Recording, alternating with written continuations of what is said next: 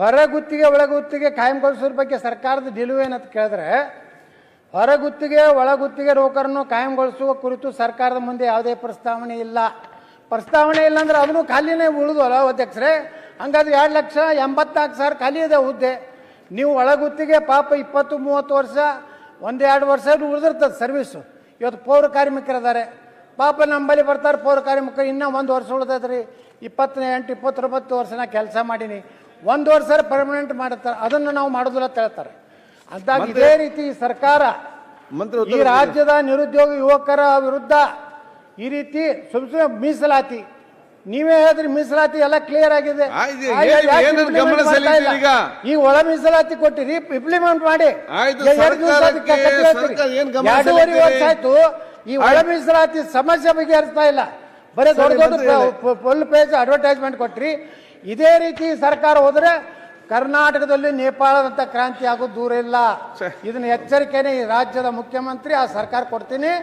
ನೀವೇನಾದರೂ ಇದೇ ಉದ್ದಟತನ ಇದೇ ರೀತಿ ಜನರ ತಪ್ಪುಗಳಂತ ಕೆಲಸ ಮಾಡಿದ್ರೆ ಈ ರಾಜ್ಯದ ಯುವಕರು ಸುಮ್ಮಕೊಂಡಿರುವುದಿಲ್ಲ.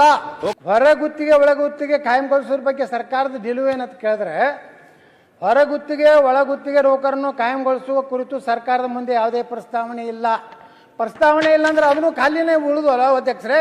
ಹಂಗಾದ್ರೆ 2,84,000 ಖಾಲಿ ಇದೆ ಹುದ್ದೆ. ನೀವು ಒಳಗುತ್ತಿಗೆ ಪಾಪ 20-30 ವರ್ಷ 1-2 ವರ್ಷ ಉಳಿದಿರ್ತದೆ ಸರ್ವಿಸು. ಇವತ್ತು ಪೌರ ಕಾರ್ಮಿಕರಿದ್ದಾರೆ ಪಾಪ, ನಮ್ಮಲ್ಲಿ ಬರ್ತಾರೆ ಪೌರ ಕಾರ್ಮಿಕರು, ಇನ್ನೂ 1 ವರ್ಷ ಉಳಿದದ್ರಿ, 28-29 ವರ್ಷ ನಾ ಕೆಲಸ ಮಾಡೀನಿ, 1 ವರ್ಷ ಪರ್ಮನೆಂಟ್ ಮಾಡುತ್ತಾರೆ, ಅದನ್ನು ನಾವು ಮಾಡೋದಿಲ್ಲ ಅಂತ ಹೇಳ್ತಾರೆ.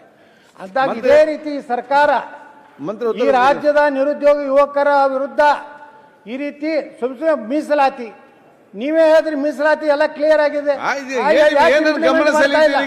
ಈಗ ಒಳ ಮೀಸಲಾತಿ ಕೊಟ್ಟಿರಿ, ಇಂಪ್ಲಿಮೆಂಟ್ ಮಾಡಿ. 2.5 ವರ್ಷ ಆಯ್ತು, ಈ ಒಳ ಮೀಸಲಾತಿ ಸಮಸ್ಯೆ ಬಗೆಹರಿಸ್ತಾ ಇಲ್ಲ, ಬರೀ ದೊಡ್ಡ ದೊಡ್ಡ ಫುಲ್ ಪೇಜ್ ಅಡ್ವರ್ಟೈಸ್ಮೆಂಟ್ ಕೊಟ್ರಿ. ಇದೇ ರೀತಿ ಸರ್ಕಾರ ಹೋದ್ರೆ ಕರ್ನಾಟಕದಲ್ಲಿ ನೇಪಾಳದಂತ ಕ್ರಾಂತಿ ಆಗೋದು ದೂರ ಇಲ್ಲ. ಇದನ್ನ ಎಚ್ಚರಿಕೆನೆ ಈ ರಾಜ್ಯದ ಮುಖ್ಯಮಂತ್ರಿ ಆ ಸರ್ಕಾರ ಕೊಡ್ತೀನಿ. ನೀವೇನಾದರೂ ಇದೇ ಉದ್ದಟತನ ಇದೇ ರೀತಿ ಜನರ ತಪ್ಪುಗಳಂತ ಕೆಲಸ ಮಾಡಿದ್ರೆ ಈ ರಾಜ್ಯದ ಯುವಕರು ಸುಮ್ಮಕೊಂಡಿರುವುದಿಲ್ಲ.